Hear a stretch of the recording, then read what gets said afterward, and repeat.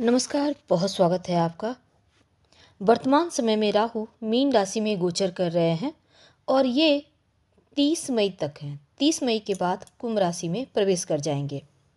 Rahu mean राशि में है और यहाँ पर शनिदेव 29 मार्च को भी मीन राशि में आएंगे और राहु शनिदेव जब एक साथ होंगे तब पिशाच योग की उत्पत्ति होगी।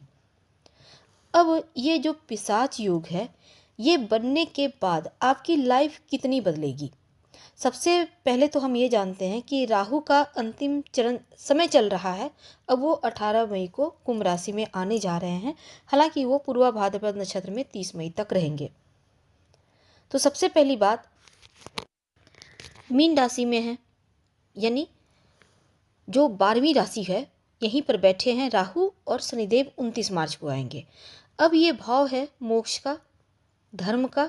मनुष्य के जीवन में सात्विक स्थान भी यहीं पे है, इन्हीं से देखा जाता है। दार्शनिक व्यवहार, आपका व्यक्तित्व भी ये स्थान दिखाता है। अगर आप स्वार्थवश कुछ गलतियां कर लेते हैं तब उस अशुभ प्रभाव को कम बृहस्पति ही करता है।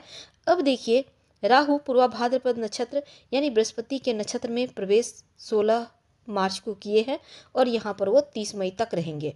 लेकिन जब शनिदेव 29 मार्च को राहु के साथ आ जाएंगे तब पिशाच योग बनेगा। अब ये पिशाच योग जो है, लॉटरी, जुआ, सट्टा, शेयर मार्केट में अगर आप पैसा लगा रहे हैं, अगर आप फिल्म, मीडिया या किसी नशे के कारोबार से जुड़े हैं, दवाइयों के कारोबार से जुड़े हैं या फिर टेक्नोलॉजी के क्षेत्र से जुड़े हैं, तब ऐसी स्थिति में आपको लाभ होने की संभावना दिखेगा या बन जाएगा। राहु स्वयं की इच्छाओं को तो बढ़ाता है और इच्छा को भड़काता भी है, आपको उन चीज़ों को प्राप्त करने की तरफ ले जाता है। और प्रशासनिक क्षेत्र से जुड़े हुए जो लोग हैं, राजनीतिक क्षेत्र से जुड़े हैं, उनके लिए भी ये योग बहुत महत्वपूर्ण हो जाता है। तो इसमें सबसे बड़ी बात होगी कि राहु का जो अशुभ प्रभाव है वो कम होगा, क्योंकि वो देवगुरु बृहस्पति के नक्षत्र में आ गए हैं और राहु खुद देवगुरु बृहस्पति की राशि में भी बैठे हैं।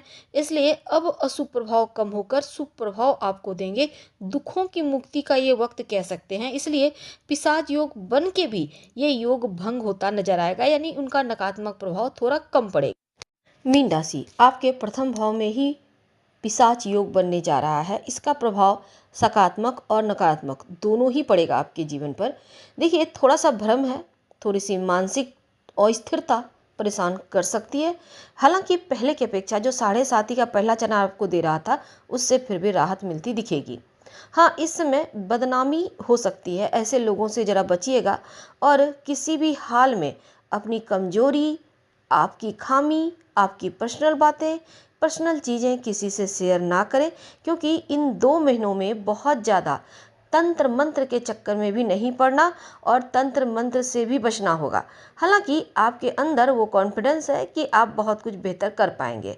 अब जैसे कोई बदनामी कर रहा है, गलत बातें फैला रहा है, किसी की बातों को अपने दिल में मत लगाइए, अपना दिमाग यूज कीजिए और गलत रिश्ते से आप जितना दूर रहेंगे उतना अच्छा। बच के रहना ही आपकी प्राथमिकता होनी चाहिए। धन की बात करें तो धन आने के जो योग हैं वो बढ़े हुए हैं, यानी कि पहले की अपेक्षा आपको इस पीरियड में धन ज़्यादा आएगा। भाई बहन के साथ आपका तालमेल भी बढ़िया रहेगा। अगर कोई पैतृक संपत्ति को लेकर भाई बहन से आपका कोई टेंशन था तो वो समाप्त होगा, आपको लाभ होगा, आत्मविश्वास बढ़ेगा। नकारात्मक ख्यालों को अपने दिमाग पर हावी ना होने दें। लॉटरी, जुआ, सट्टा, इन चीज़ों से थोड़ा दूर रहें। अगर आप किसी रिश्ते में हैं, डाइवोर्स वगैरह लेना चाहते हैं, तो देखिए हड़बड़ी में ना तो आप डाइवोर्स लें, ना ही आप विवाह करिएगा। जो भी कीजिए बहुत सोच समझकर, सबकी सलाह मशवरा से। अब देखिए, एक समय एक और चीज़ होने वाली है कि बदनामी योग बने हुए हैं, तो इन 2 महीनों में एक तो आपको विवाह नहीं करना, दूसरा कोई भी ऐसा वैसा काम ना करे कि आपकी बदनामी हो। अगर आप पार्टनरशिप में काम करते हैं, क्योंकि सीधी दृष्टि शनि और राहु की आपके सप्तम भाव पर है, तो सोच समझकर आगे बढ़िए और संतान के प्रति अपना जो आपके अंदर बच्चों के प्रति जो प्रेम है उसको कम मत होने दीजिएगा। उनके साथ तालमेल बनाकर रखें, उनका हमेशा सपोर्ट करें। रहस्य जो गुप्त है संतान से भी शेयर ना करें, जो गुप्त है वो गुप्त रखिए। परिवार में या आप में अपने से नकारात्मकता ना अपनों के प्रति पालिए और ना मन में नकारात्मक चीज़ें आने दीजिए। अगर कर्म क्षेत्र की दृष्टि है, जॉब नहीं लग रही थी तो जॉब प्राप्ति के योग बनेंगे, विदेश यात्रा के योग है। और इस समय अपने दिमाग को संतुलित करके रखना है। राहु और शनि का जो प्रयास होगा, बहुत इनका प्रभाव बहुत पावरफुल है। दोनों ही निगेटिव ग्रह दोनों ही पावरफुल अवस्था में बैठे हैं। विदेशी जमीन से कोई आपको अगर कोई काम करते हैं तो वहाँ से लाभ होगा, विदेश से लाभ होगा, संचार के माध्यम से शुभ समाचार मिलेंगे। और मन पर थोड़ा सा, हालांकि देखिए काम का प्रेशर तो रहेगा, लेकिन मन को फ्रेश रखिए, हमेशा ही अच्छा सोचिए, अच्छा बोलिए, नकारात्मक शब्द को बिल्कुल भूल जाइए। दिमाग को संतुलित रखिएगा। दिन की शुरुआत योगा एक्सरसाइज से करें। अब शनि राहु का पिशाच योग है, तो दोनों ग्रहों का पावरफुल यहाँ पर होना, हालांकि आपका कोई कुछ बिगाड़ नहीं पाएगा, लेकिन दोनों ही प्रथम भाव में बैठे हैं तो पार्टनरशिप में काम करते हैं तो किसी भी तरह का झगड़े लड़ाई ना हो। ईमानदारी से, पारदर्शिता से चीज़ों को मैनेज करके रखें। अगर हम आपके वैवाहिक जीवन की बात करें तो एक नई शुरुआत कर सकते हैं। अगर आप रिश्ते को बचाना चाहते हैं, राजनीतिक क्षेत्र से जुड़े हैं, सोशल मीडिया या फिर आप न्याय के क्षेत्र से जुड़े हैं तो आपके लिए अनुकूल रहेगा। हालांकि अगर क्रोध आए तो कंट्रोल रखिएगा। पिछले 2.5 साल से जो शनिदेव की 7.5 आपने झेला है, बहुत कुछ आप सीख चुके होंगे।